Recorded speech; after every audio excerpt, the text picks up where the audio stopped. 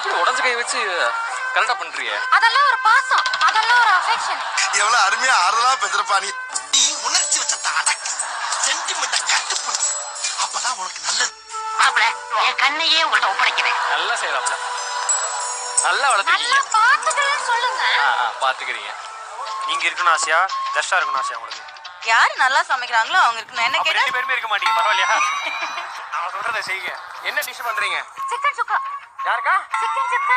ஐயோ, போன சீசன்ல சிக்கன் சொல்லும் போதே மூணு சிக்கன் அப்படின்னு இப்ப கூட தைரியமா அஸ்வின் பக்கத்துல இருக்கா இல்ல இல்ல சிக்கன் சுக்கா இல்ல இப்ப கூட அப்படிதான்.